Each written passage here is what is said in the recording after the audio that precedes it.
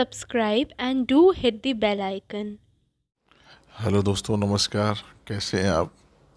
एक बार फिर से लीगल पहेली में आप सभी का स्वागत है। तो दोस्तों, आज की लीगल पहेली मैं लेकर के आया हूँ 107 116। सामान्य रूप से आप लोग सुनते होंगे कि 107 116 की कार्रवाई हो रही है। तो 107 116 दोस्तों, ये सीआरपीसी की धाराएं हैं और एग्जीक्यूटिव मजिस्ट्रेट को कुछ अधिकार प्रदान किए गए हैं दंड प्रक्रिया संहिता, उसके तहत ये कार्रवाई होती है। तो सेक्शन 107 उन लोगों के लिए है जो कभी दोष सिद्ध नहीं हुए हैं, कभी कोई आरोपी नहीं है, कोई अभियुक्त नहीं है। तो उन लोगों के खिलाफ अगर कोई सूचना संबंधित एग्जीक्यूटिव मजिस्ट्रेट को मिलती है, यह चीज़ उसके संज्ञान में आती है कि फला व्यक्ति जो है कोई ऐसा कार्य करेगा या लोक प्रशांति को विक्षुब्ध करेगा या परिशांति भंग कर सकता है, तो ऐसी स्थिति में वो उसको एक नोटिस देता है। और वो नोटिस में ये दिया जाता है कि क्यों ना आपसे इतने महीने के लिए, एक जो कि 12 महीने से ज़्यादा नहीं हो सकता है, आपसे एक गुड कंडक्ट के लिए विद श्योरिटी या विदाउट श्योरिटी बंद पत्र लिया जाए कि आप सदाचार करेंगे। तो धारा 107 में ये बातें लिखी हुई हैं। अब शोकाज नोटिस भी आपको मिल गई। अब आप संबंधित एग्जीक्यूटिव मजिस्ट्रेट की कोर्ट में जा रहे हैं, वहाँ उपस्थित होते हैं। उपस्थित होने पे आपको बताया जाएगा कि भाई ये आपके सूचना का आधार है कि आप कभी भी परिशांति भंग कर सकते हैं। आपको गुड कंडक्ट के लिए बॉन्ड देना है, श्योरिटी या विदाउट श्योरिटी। तो ऐसी स्थिति में अब आगे की कार्रवाई होगी। जो सूचना का आधार था, क्या सही है कि गलत है, यही कार्रवाई जो है सेक्शन 116 में दी गई है। तो वो कार्रवाई किस तरह से होगी? वो कार्रवाई इस तरह से होगी जैसे कि समन ट्रायल का विचारण होता है, समन मामले का विचारण होता है। ये आप समझ लीजिए, समन मामलों की तरह ही उसका इंक्वायरी चलेगी। लेकिन इसी बीच में एक दिन में तो ये विचारण पूरा हो नहीं जाएगा या इंक्वायरी पूरी नहीं हो जाएगी। यहाँ विचारण कहना उचित नहीं होगा क्योंकि वो इंक्वायरी होती है, लेकिन प्रोसीजर क्या रहेगा, वो समन मामले के जिस तरह से ट्रायल होते उस तरह से होगा, ऐसा लिखा हुआ है उसमें।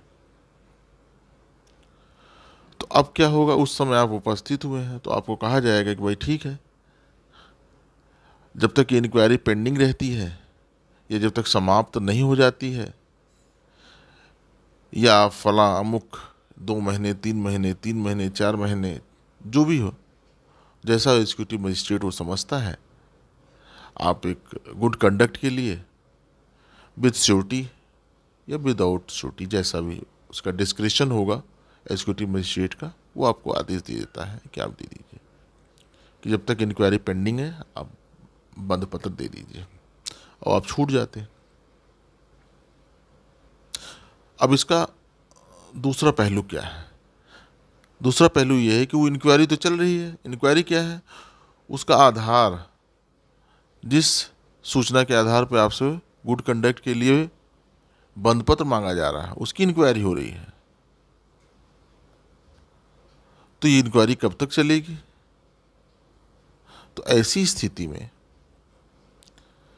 उसी सेक्शन 116 के सब क्लॉज में लिखा हुआ है कि यदि ये इंक्वायरी 6 महीने के अंदर समाप्त नहीं होती है तो स्वतः समाप्त समझी जाएगी।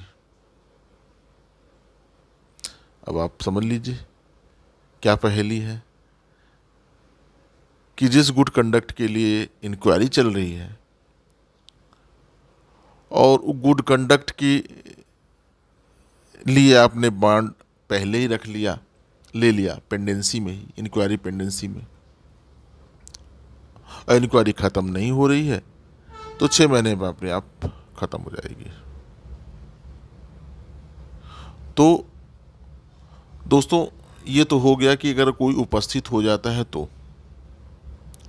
लेकिन सेक्शन 11, 111, 112, 113 इसमें ये भी है कि अगर कोई आदमी उपस्थित ही नहीं हो रहा शो कॉज नोटिस में तो एग्जीक्यूटिव मजिस्ट्रेट को पावर है, वो समन करेगा, वारंट करेगा, उसको गिरफ्तार करके लाया जाएगा उनके पास और तब तक डिटेन करे रखेगा जब तक कि वो बॉन्ड नहीं दे देता है कि इंक्वायरी पेंडिंग है और आप गुड कंडक्ट करेंगे और आप बॉन्ड दे दीजिए, बंद पत्र दे दीजिए, सिक्योरिटी या विदाउट सिक्योरिटी।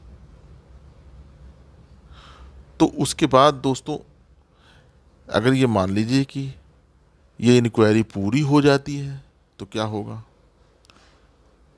तो जब इंक्वायरी पूरी हो जाएगी तो वो प्रोसीजर आपको सेक्शन 117 में मिल जाएगा।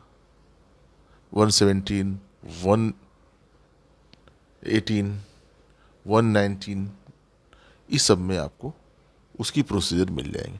लेकिन जो सामान्य रूप से है कि जो आप जाते हैं 107, 116 की कार्रवाई में देन एंड देयर तुरंत आप जो बेल या बॉन्ड जिसे जो भी आप कहें विद श्योरिटी बंद पत्र दे करके आते हैं और आप छूट जाते हैं, वो इंक्वायरी के पेंडिंग रहने तक के लिए है। और इसका दूसरा और पहलू ये है कि यदि आप उसे आदेश से संतुष्ट नहीं हैं तो ऐसा भी उल्लेख किया गया है कि आप उस ऑर्डर के अगेंस्ट में आप जिला मजिस्ट्रेट के पास जा सकते हैं,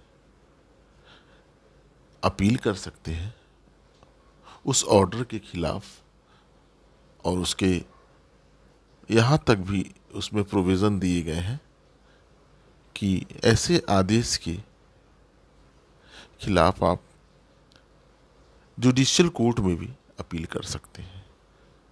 ऐसा प्रोविज़न इसलिए बनाया गया है कि एग्जीक्यूटिव मजिस्ट्रेट या एग्जीक्यूटिव पावर्स के ऊपर जुडिशियल कंट्रोल बना रहे।